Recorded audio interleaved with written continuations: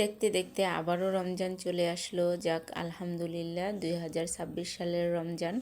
তো রমজানে কিন্তু হাতে অনেক কাজকর্মই থাকে। তো যে কাজগুলো আসলে রমজানে করা দরকার বা হয়, সে কাজগুলো কিন্তু আমরা আগে থেকে করে ফেললেই কিন্তু আমাদের সারাদিন রোজা থেকে আর তেমন একটা কষ্ট করতে হয় না।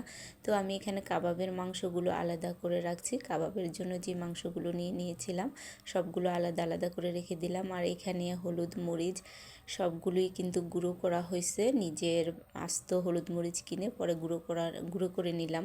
এখানে কিন্তু ভেষণ আছে, ভেষণটা আমি গুঁড়ো করছি। অরিজিনাল দেখেন কত সুন্দর ফ্রেশ একটা কালার চলে আসছে। আর এখানে কিছু রয়েছিল, তো সেগুলো আমি প্যাকেটেই রেখে দেব। আর এখানে হলুদ মরিচগুলোকে আমি বক্সে ভরে তারপরে সুন্দর করে রেখে দেব যাতে নষ্ট না হয়। মরিচের কালারটা কিন্তু অসাধারণ একটা কালার আসছে, একদম অরিজিনাল কালার। দেখেন কোনো ভেজাল নেই এতে, তো সেজন্য কালারটা হয়তো বা এত সুন্দর। আর হাতে এখন কেচি দেখে অনেকে ভাবতেছেন হাতে আবার কেচি আসলো কোত্থেকে। তো হাতে আমি কেন কেচি রেখেছি সেটাই আমি আপনাদেরকে দেখাবো। এই যে দেখেন, হাতে কেচি রাখার আসল উদ্দেশ্য হলো গাছ থেকে আমি এখন বেগুন নেব। যেহেতু আজকে প্রথম রমজান, তো আমি ভাবছি যে প্রথম রমজানে আমি গাছের বেগুন দিয়ে ইফতারি বানাবো, বেগুনি বানাবো। তো এই জন্য দেখেন বেগুনটা নিয়ে নিলাম। তো আরও এখানে বেগুন আছে কিন্তু এখন আর প্রয়োজন নেই, আমি যেতটুকু নেওয়ার নিয়ে নিলাম। আর এখানে আলু আর আর ডিম সিদ্ধ রেখেছি, এখানে ছোলার ডাল, আর হলো যে পেঁয়াজুর জন্য, আর এখানে কাবাব, আর এখানে হলো আলুর চপ, ডিম চপ একসাথে, মানে ডিম চপ করে রাখা হয়েছে। তো আমি এগুলোকে ভাজবো, এক এক করে ভেজে নেব, বেশি সময় লাগবে না। তো এখন পেঁয়াজুটাকে আমি ভালো করে মাখিয়ে নেব। আর সব কিছুই যেহেতু এখানে গুছানো আছে, এখন আমি বসিয়ে দেব বিসমিল্লাহ বলে।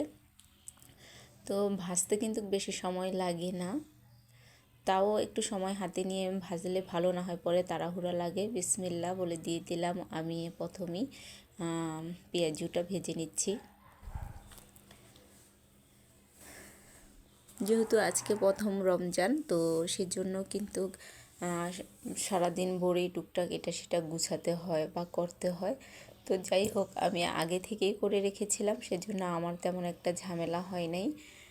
তো আমি আস্তে ধীরেই কিন্তু আমি কাজগুলো করে নিচ্ছি। আর তেলটাকে আমি ভালো করে একটু গরম করে নিয়েছিলাম, দেখেন কত সুন্দরভাবে উঠে যাচ্ছে। কড়াইতে যখন কোনো কিছু ভাজা হবে, বেগুনি বা আলুর চপ বা যে কোনো জিনিসই, তখন কিন্তু তেলটাকে ভালোভাবে একটু গরম করে নিলে ভালো হয়, তাহলে কড়াইতে লেগে যাওয়ার আর সম্ভাবনা থাকে না। কালার চলে আসছে অনেক সুন্দর, ভাজতেও তেমন একটা ঝামেলা হয় না। তো আমি এখানে পেঁয়াজুটাকে ভেজে নিলাম। পেঁয়াজুটা কিন্তু কালার আসছে, আর একটু ভাজা হবে। এই যে সুন্দর একটা কালার চলে আসছে। আর আমি ছোট্ট একটা প্লেটে নিলাম এজন্য যে এটাকে আমি চুলার নিচে রেখে দেব, যাতে বাকি সবগুলা বাছতে বাছতে এটার একটু মানে একটু মচমচা থাকে বা গরমটা থাকে, সেজন্য আমি প্লেটে নিয়ে নিলাম। আর বাকিগুলো এখন দিয়ে দেব। এখন বেগুনিটা আমি ভাজছি, দেখেন বেগুনিটা এখানে কিন্তু আমি বেগুনগুলোকে পিচ পিচ করে নিয়েছিলাম। মশলাটা আগেই মেখেছিলাম যাতে বেগুনটা নরম থাকে, কিন্তু এমনিতেই কিন্তু এটা খুব, যেহেতু গাছের, খুব সুন্দর মতোই এটা ভাজা হচ্ছে।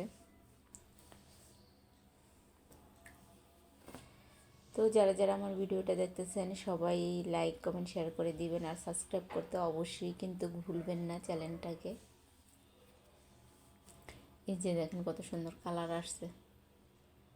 আর সবচেয়ে বড় কথা হলো তেলটাকে যেহেতু আমি একটু গরম করে নিয়েছিলাম, সেজন্য কিন্তু কড়াইতে লেগে যাওয়ার কিংবা ভেঙে যাওয়ার কোনো ইয়ে নাই,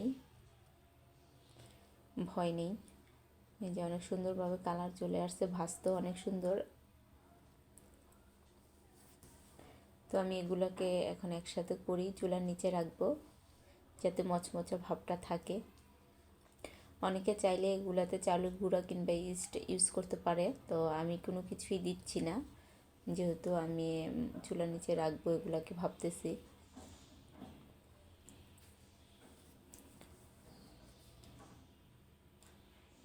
আর এখান দিয়ে আমি এখন ছোলাটা বসিয়ে দেব, মানে বুটটাকে ভেজে নেব একটু।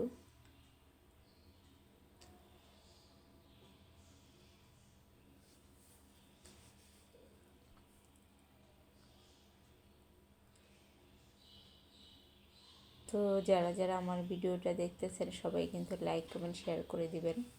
আবারও বললাম, এখানে